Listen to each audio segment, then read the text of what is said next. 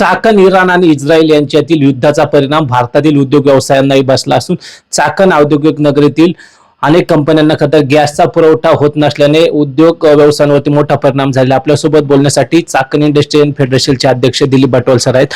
भटवल sir, काय सांगाल, काय परिस्थिती आहे सध्या आणि किती कंपन्यांना याचा फटका बसलाय? युद्ध सुरू झाल्यानंतर मागील 2-3 दिवसात सडनली बऱ्याच कंपन्यांचे मला फोन आले की आम्हाला कमर्शियल गॅस मिळत नाहीयेत. त्याच्यामुळे आमच्या प्रोडक्शनला परिणाम झाला असून प्रोडक्शन हे थांबलेलं आहे. काही अंशी ही वस्तुस्थिती आहे की बऱ्याच ठिकाणी इमर्जन्सी पाईपलाईन आहे, पण जे कमर्शियल गॅस आहे तो जो बॉटलमध्ये इंडस्ट्री घेतात अशा कंपन्यांच्या त्यांना गॅस मिळत नसल्यामुळे त्यांच्या प्रोडक्शनवर परिणाम झाला ही वस्तुस्थिती आहे. साधारणपणे 30% कंपन्या ह्या बॉटल यूज करतात जिथे पाईपलाईन नाही आहे. पण ही सडनली जी काही शॉर्टेज निर्माण झालेला आहे हा का निर्माण झाला यासाठी आम्ही कलेक्टर साहेबांना मेसेज पाठवलेला आहे आणि त्यांना तसं पत्रही आम्ही दिलेलं आहे की आपण याच्यात लक्ष घालून इन्व्हेस्टिगेशन करून कुठं प्रॉब्लेम आहे तो सुरळीत करून गॅस पुरवठा सुरळीत करण्यासाठी आम्ही त्यांना विनंती केलेली आहे. यामध्ये साठेबाजी झाली असं वाटतं तुम्हाला? सडनली हा असा मेसेज आल्यानंतर थोडंसं त्याच्या ह्या शंकेला वाव नक्की आहे. कारण असा काल म्हणजे 2 दिवसापूर्वी सगळं सुरळीत होतं, अचानक असं काय झालं की 1 दिवसात असे काही परिस्थिती निर्माण होत नाही. ह्याच्यामध्ये तुम्ही म्हणता तसं ते काही लोकांनी ह्या परिस्थितीचा फायदा उचलण्याचा प्रयत्न केला असावा ही वस्तुस्थिती आहे. 30% उद्योग व्यवसायावरती परिणाम झाला, त्यामुळे एकंदरीत ह्या उद्योग व्यवसायातील साखळीची काय परिस्थिती आहे सध्या? हे जे छोट्या कंपन्या आहेत ह्या मोठ्या कंपन्यांना आपला माल सप्लाय करतात आणि हा जो माल आहे हा मोठ्या कंपन्या असेंब्लीचंच काम करतात, म्हणजे नट बोल्ट लावण्याचं काम करतात.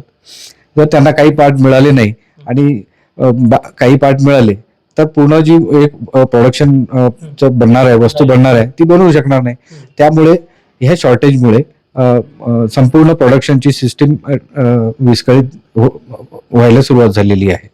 पण भारतातनं आखाती देशांमध्ये या ठिकाणाहून निर्यात करणाऱ्या काही कंपन्या होत्या आणि त्यांच्या निर्यातीवरती काय परिणाम झालाय का? हा, या परिसरातून काही ऑटोमोबाईल व्हेकल्स वगैरे आखाती देशात जातात आणि तिथे युद्धजन्य परिस्थिती असल्यामुळे तिकडचा जो एक्सपोर्ट आहे तो सध्या थांबलेला आहे. कारण आमच्या काही JNPTला सुद्धा ज्या कन्साइनमेंट आहेत त्या थांबलेल्या आहेत. त्याचबरोबर ॲग्रिकल्चरचे प्रोडक्ट या परिसरात ग्रीन बेल्ट असल्यामुळे इथून आखाती देशात ॲग्रीचं प्रोडक्ट जातं, ते सुद्धा त्या ऑर्डर थांबलेले आहेत. त्यामुळे नवीन ऑर्डर तर थांबलेले आहेत, ज्या दिल्या त्या सुद्धा थांबलेल्या आहेत. त्यामुळं नक्कीच याचा ह्या परिस्थितीचा इम्पॅक्ट हा आपल्या ह्या सगळ्या परिसरावर, इंडस्ट्रियल बेल्ट आणि पुणे परिसरावर झालेला आहे. खासदार राऊत यांनी असं म्हटलेलं आहे की चाकण इंडस्ट्रीला मोठा फटका बसलेला आहे गॅसचा तुटवड्यामुळे, कसं पाहताय? त्यांचं जे म्हणणं आहे ते आम्ही अनुभवतोय, काही अंशी त्याच्यात तथ्य आहे, पण त्यांनी किती पर्सेंटेज म्हटलेलं आहे ते आम्हाला माहित नाही. पण आता त्यांचं स्टेटमेंट काय मी पाहिलेलं नाहीये, पण ते जर म्हणत असतील काही अंशी झालेलं तर ती वस्तुस्थिती आहे. पण ही सर्व परिस्थिती पाहता युद्ध जर लवकर थांबलं नाही तर एकंदरीत चाकण उद्योग नगरीवरती काय परिणाम होऊ शकतो? हा, युद्धजन्य परिस्थिती जर थांबली नाही तर मात्र दिवसेंदिवस ह्या सगळ्या जे सप्लाय आणि ज्या कन्साइनमेंट आहेत त्या थांबतील, प्रोडक्शन हॅम्पर होईल, त्याच्यामुळे एम्प्लॉयमेंट आणि रेव्हेन्यू हे सगळंच हॅम्पर होणार आहे.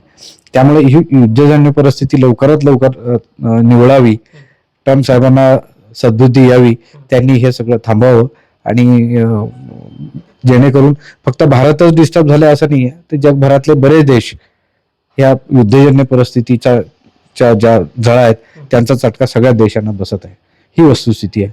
म्हणून जग वाचवण्यासाठी सुद्धा तरी ट्रम्प साहेबांनी आपला हट्ट आणि हे थोडंसं मागे घ्यायला पाहिजे.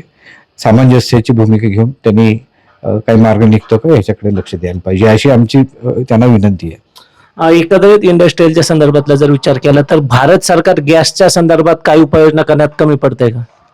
आता भारत सरकारचं मी अभिनंदन करेल, कारण त्यांनी रशिया बरोबर काही टायअप केलेलं आहे. कारण ह्या युद्ध जास्त काळ झालं तर आपल्यावर काय परिणाम होतील याचा अभ्यास करून रशिया बरोबर त्यांनी क्रूड ऑइलचं त्यांनी काही अग्रीमेंट केलेलं आहे. त्यामुळे भविष्यात आपल्याला जो जास्त त्रास म्हणजे जास्त झळ पोचणार होती ती मात्र काही अंशी कमी होईल आणि रशियाकडून आपल्याला क्रूड ऑइल मिळाल्यामुळं आपला जो जी साखळी आहे काही अंशी म्हणजे पूर्ण तर हे पूर्ववत व्हायला वेळ लागेल, पण मोठ्या प्रमाणात जो होणारा त्रास आहे तो कमी होईल. चाकण उद्योग नगरीतील जवळपास 30% उद्योगांना या कमी गॅस पुरवठ्याचा फटका बसला असून ही खरं तर उद्योग साखळीच विस्कळीत झालेली आहे आणि यामध्ये कुठेतरी साठेबाजी झालेली सुद्धा भीती या ठिकाणी इंडस्ट्रियल फेडरेशनचे अध्यक्ष दिलीप बाटोल यांनी व्यक्त केलेली आहे. त्यामुळे यापुढच्या काळात हे युद्ध कधी थांबतं आणि या उद्योग व्यवसायांना कधी उभारी येते हे पाहणं सुद्धा महत्वाचं असणार आहे. Hemant Sapude, Zee media, Chakan, Pune.